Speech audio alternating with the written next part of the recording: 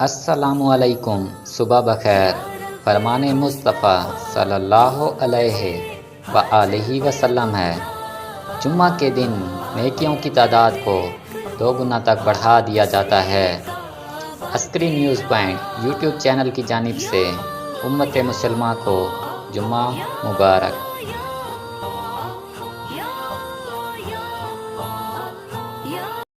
بہت سے احباب نے جو حج پر جا رہے ہیں، جو جانے والے ہیں، جو نہیں بھی جا سکے یا ان کا اس سال نہیں ہے، تو انہوں نے مجھے کئی مرتبہ یہ کہا کہ ایک جو ہے وہ حج کے بارے میں آپ کچھ بتائیں، اس کے فرائض، واجبات اور جو سنتیں ہیں ان کے بارے میں، اور ایک حج کو یوں سمجھ لیجئے کہ ظاہر ہے کہ ڈیٹیل میں تو اتنا وقت نہیں ہوتا اس کو، لیکن ایک سمری آپ کی خدمت میں انشاءاللہ عرض کر دوں گا مختصر انداز میں، تاکہ بات آپ کو صحیح سمجھ میں آئے اور آپ کے دل و دماغ میں بیٹھ بھی جائے۔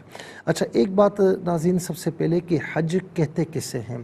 حج کہتے ہیں ارادہ کرنے کو۔ جب ہم کہیں گے کہ حج بیت اللہ، اس کا معنی ہے کہ اللہ کے گھر کا قصد و ارادہ کرنا۔ اور اصطلاح شریعت میں ناظرین جو حج ہے یہ ظاہر ہے کہ عبادت کا نام ہے، اور یہ حج یعنی جو حج ہے یہ یوں سمجھ لیجئے کہ دین اسلام کے بنیادی اراکین میں شامل ہے۔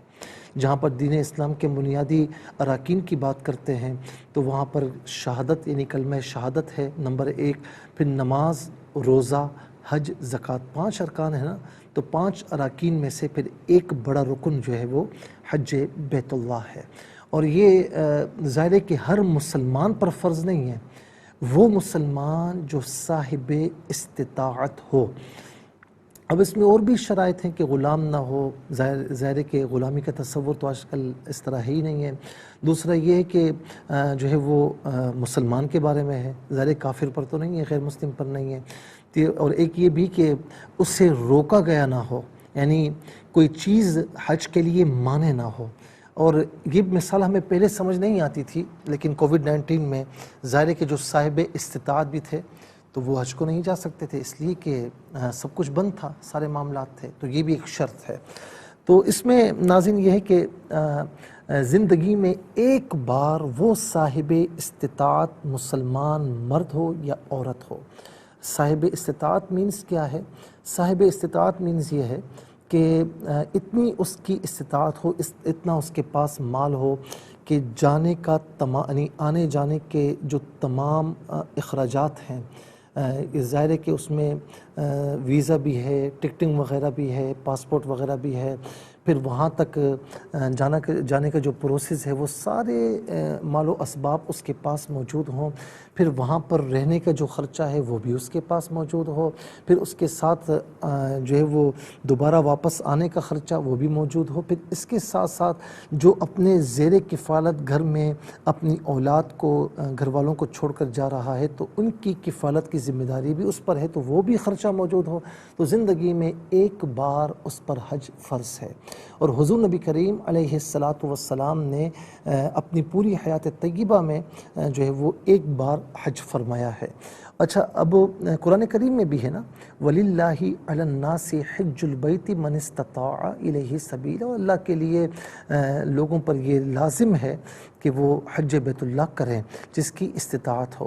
حج کے فرائض کی اگر ہم بات کریں تو ایک اس کا فرض جو کہ شرط بھی ہے، اس کے یعنی احرام باندھنا، ظاہر ہے کہ یہ تو شرط بھی ہے اور فرائض میں بھی شامل ہے۔ نمبر 2، وقوف عرفہ، میدان عرفات میں وقوف کرنا، اور نمبر 3، طواف زیارہ۔ یہ 3 فرائض ہیں، اس میں سے ایک جو احرام ہے ناظرین یہ شرط بھی ہے۔ اچھا، واجبات حج کیا ہیں؟ میقات سے احرام باندھنا، یعنی میقات سے یا اس سے پہلے سے احرام باندھنا۔ میقات کو بغیر احرام کے مکہ مکرمہ جانے والا کراس نہیں کر سکتا۔ نمبر 2، صفا اور مروہ کی سعی کرنا۔ نمبر 3، مزدلفہ میں پوری رات ٹھہرنا جو کہ سنت موقدہ ہے۔ نمبر 4، تینوں جمرات پر، تینوں شیاطین پر کنکری مارنا۔ نمبر 5، حلق یا تقصیر کرنا۔ اور ناظرین جو ہم یہاں سے حج کرنے کے لیے جاتے ہیں، ظاہر ہے کہ میقات کے باہر سے جاتے ہیں، تو ہمارے لیے پھر ایک چھٹا جو واجب ہے وہ طواف وداع، یعنی آخری طواف۔ حج کی سنتوں کی بات کریں ناظرین تو نمبر 1 طواف قدوم، یہ مفرد اور قارن کے لیے سنت ہے، متمتع کے لیے نہیں ہے۔ اور نمبر 2 طواف کا حجر اسود سے شروع کرنا۔ نمبر 3 رمل کرنا، یعنی رمل سے مراد یہ ہے کہ اپنے یوں سمجھے کہ سینے کو اکڑا کر، یعنی کاندھوں کو سینوں کو اکڑا کر چھوٹے چھوٹے قدم لیتے ہوئے تیزی کے ساتھ چلنا۔ اور نمبر 4 میلین اخدرین میں دوڑنا۔ صفا اور مروہ کی سعی جب ہم کرتے ہیں تو ناظرین اس میں جو سبز لائٹس آتی ہیں تو وہاں پر دوڑا جاتا ہے، یہ مردوں کے لیے ہے، خواتین کے لیے نہیں۔ نمبر 5 منی میں 5 نمازیں پڑھنا۔ نمبر 6 آفتاب طلوع ہونے کے بعد منی سے عرفات روانہ ہونا۔ نمبر 7 وقوف عرفہ کے لیے غسل کرنا۔ نمبر 8 عرفات سے واپسی میں مزدلفہ میں رات گزارنا۔ نمبر 9 آفتاب نکلنے سے پہلے منی کو چلے جانا۔